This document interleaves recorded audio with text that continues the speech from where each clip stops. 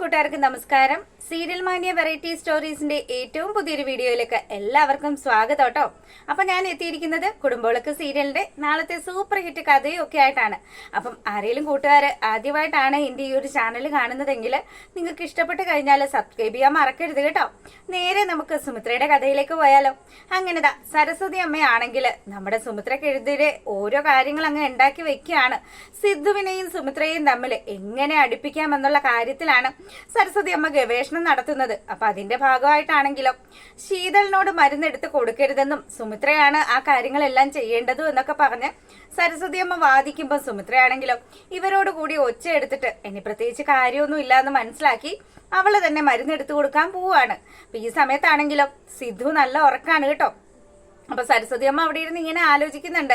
എടി സുമിത്രേ, നിന്നെയും സിദ്ധുവിനെയും പഴയതുപോലെ ഭാര്യയും ഭർത്താവും ഒക്കെ ആക്കും ഞാൻ. എന്തായാലും നീ ഇനി എന്റെ മോന്റെ കാര്യങ്ങൾ നോക്കി അവന്റെ കുഞ്ഞുങ്ങളുടെ കാര്യങ്ങളും ഒക്കെ നോക്കി ഈ വീട്ടിൽ തന്നെ ഉണ്ടാവും എന്നുള്ള കാര്യമൊക്കെ ഇവരിങ്ങനെ മനസ്സിൽ ആലോചിക്കുകയാണ്. പക്ഷേ ചിത്ര വന്ന സമയത്ത് നമ്മുടെ സുമിത്ര കാര്യങ്ങളെല്ലാം ചിത്രയോട് പറഞ്ഞല്ലോ, ഒരിക്കലും തന്റെ ജീവിതത്തിലേക്ക് സിദ്ധാർത്ഥിന് മടങ്ങി വരില്ല എന്നുള്ള സത്യം. ഇതൊന്നും നമ്മുടെ സരസ്വതി അമ്മക്ക് അറിയില്ലല്ലോ. അങ്ങനെ പുള്ളിക്കാരെ അവിടെ ഇരുന്ന് മനക്കോട്ട കെട്ടുന്ന സമയത്ത് സുമിത്രയാണെങ്കിൽ സിദ്ധുവിനെ വിളിക്കുകയാണ്. അപ്പൊ സിദ്ധു നല്ല മയക്കത്തിലായതുകൊണ്ട് തന്നെ സുമിത്ര വന്ന് വിളിച്ചിട്ട് സിദ്ധു അറിയുന്നില്ല കേട്ടോ. അപ്പൊ ഉടനെ തന്നെ സുമിത്ര പതിയെ തട്ടി വിളിക്കുകയാണ്, സിദ്ധാർത്ഥ എഴുന്നേക്കെന്ന് പറയാണ്. ഉടനെ തന്നെ സിദ്ധു എഴുന്നേറ്റതും സുമിത്ര കുറെ നേരം ആയോ വന്നിട്ട്? അതെ, നിങ്ങൾക്ക് മരുന്ന് കഴിക്കാനുള്ള സമയമായി, മരുന്ന് തരാൻ വേണ്ടിയാ ഞാൻ വന്നത്. അല്ല അപ്പൊ അമ്മയും ശീതളും ഒക്കെ എവിടെയെന്ന് ചോദിക്കുകയാണ് സിദ്ധു. അത് അമ്മ അപ്പുറത്തിരിക്കുന്നുണ്ട്, ശീതള് പുറത്ത് എവിടെയോ ആണ് എന്നുള്ള കാര്യം പറയുമ്പോൾ നമ്മുടെ സിദ്ധു ആണെങ്കിലോ എന്നാ ആയിക്കോട്ടെ, മരുന്ന് തന്നോ, ഞാൻ കഴിച്ചോളാന്നും പറഞ്ഞ് മരുന്ന് വാങ്ങി കഴിക്കാൻ തുടങ്ങുകയാണ്. അപ്പം സിദ്ധു ആണെങ്കിൽ ഓരോ കാര്യങ്ങൾ ഇങ്ങനെ ആലോചിക്കുക കേട്ടോ. അവരുടെ പഴയകാല ജീവിതങ്ങളാണ് സിദ്ധാർത്ഥ ആലോചിക്കുന്നത്. എത്രമാത്രം ദ്രോഹത്തരമാണ് നമ്മുടെ സുമിത്രയോട് സിദ്ധു ചെയ്തത്. അപ്പൊ കാര്യങ്ങളെല്ലാം ഇങ്ങനെ ആലോചിക്കുമ്പോഴത്തേക്കിനും സിദ്ധുവിന് ഭയങ്കര വിഷമമൊക്കെ ഉണ്ട്.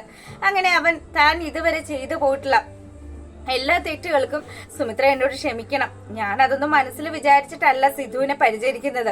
അങ്ങനെ ഞാൻ ആരോടും ഒരു ദേഷ്യവും ഇതുവരെ കാണിച്ചിട്ടില്ല എന്നുള്ള കാര്യമൊക്കെ സുമിത്രയും സിദ്ധാർത്ഥിനോട് പറയുകയാണ്. അപ്പൊ അവര് തമ്മിൽ വലിയ പ്രശ്നങ്ങളൊന്നും ഇല്ല എന്നുള്ള കാര്യം നമ്മുടെ സരസ്വതി അമ്മ ഒളിഞ്ഞു നിന്ന് നോക്കുക കേട്ടോ.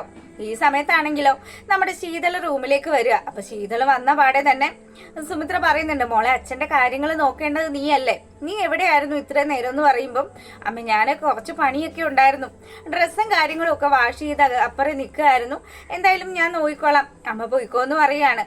അപ്പൊ ഉടനെ തന്നെ സരസ്വതി അമ്മ അങ്ങോട്ട് വരിക. സരസ്വതി അമ്മ വന്ന പാടെ പറയുന്നത്, അതെ ശീതള് താമസിക്കേണ്ടത് ഈ വീട്ടിലല്ലല്ലോ, ശീതളിനെ കല്യാണം കഴിച്ചു വിട്ടതല്ലേ.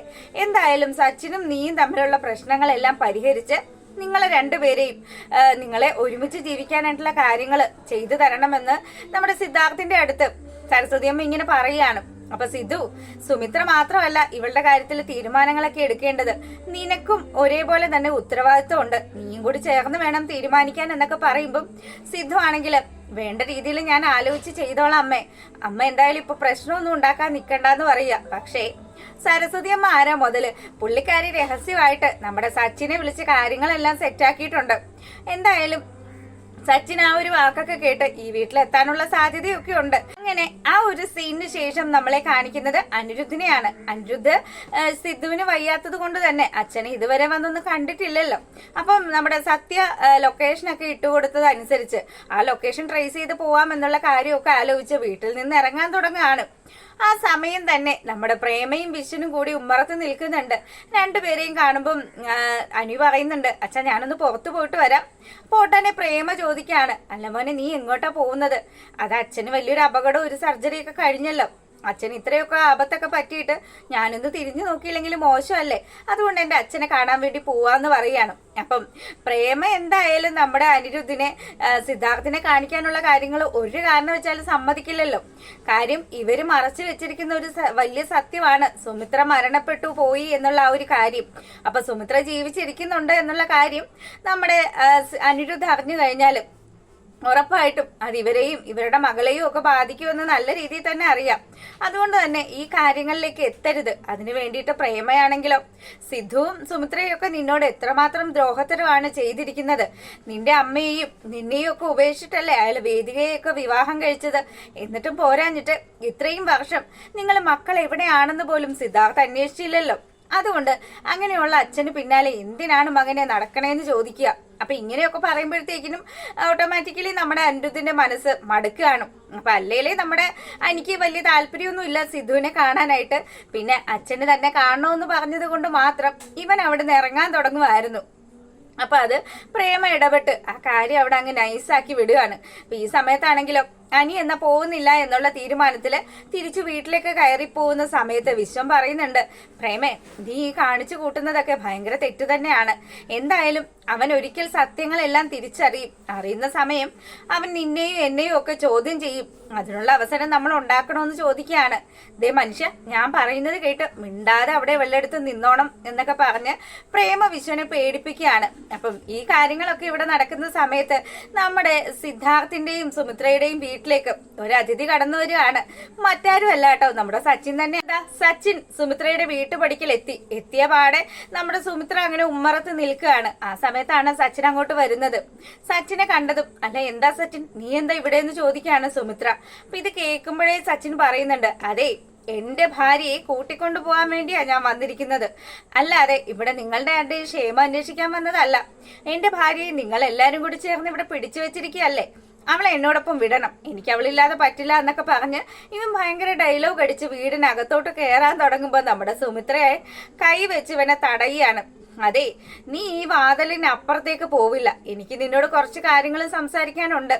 നീ എന്തുമാത്രം ക്രൂരതയാണ് എന്റെ മോളോട് കാണിച്ചതെന്ന് ഞാൻ പറയാതെ തന്നെ നിനക്കറിയാലോ. അവളുടെ ഏറ്റവും വലിയ ആഗ്രഹമായിരുന്നു ഒരമ്മയാകുക എന്നുള്ളത്. പക്ഷെ അതുപോലും നീ നശിപ്പിച്ച് കളഞ്ഞു എന്നുള്ള കാര്യമൊക്കെ പറഞ്ഞ് സുമിത്ര ഓരോ കാര്യങ്ങളും പറഞ്ഞ് സച്ചിനെ ചോദ്യം ചെയ്തുകൊണ്ടിരിക്കുമ്പോഴാണ് നമ്മുടെ സിദ്ധുവും അതുപോലെ ശീതളും കൂടി ഈ ഒച്ചപ്പാടൊക്കെ കേട്ട് അങ്ങോട്ട് വരുന്നത്. അപ്പൊ അവര് വരുന്ന സമയത്താണെങ്കിലോ സിദ്ധു ആണെങ്കിലും ഇവനെ ഒന്ന് നല്ല രീതിയിൽ കാണാൻ തന്നെ ഇരിക്കുവാണ്. എന്തായാലും പുള്ളിക്കാരന്റെ തല അടിച്ചു പൊട്ടിച്ച മഹാനാണല്ലോ വന്നിരിക്കുന്നത്.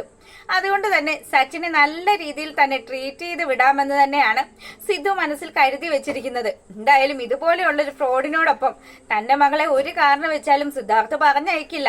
അപ്പം അങ്ങനെ ആ കാര്യങ്ങളൊക്കെ ഇവിടെ നടക്കുമ്പോഴത്തേക്കിനും നമ്മളെ കാണിക്കുന്നത് പങ്കജ് പറഞ്ഞു വെച്ചിരിക്കുന്ന കള്ളക്കഥ അത് വിശ്വസിച്ച് അത് ശരിയാണ്, രഞ്ജിത് ആന്റി ഇനി നന്നാകും. അപ്പൊ രഞ്ജിത് ആന്റിയുടെ സ്വഭാവത്തിലൊക്കെ മാറ്റം വന്നു, ആന്റിയുടെ അസുഖമൊക്കെ വേഗം മാറും പങ്കജ് എന്നൊക്കെ പറഞ്ഞ് നമ്മുടെ പൂജയാണെങ്കിലോ പങ്കജിനെ ആശ്വസിപ്പിക്കുന്ന ആ ഒരു രംഗങ്ങളും ഒക്കെ അവിടെ നടക്കുന്നുണ്ട്.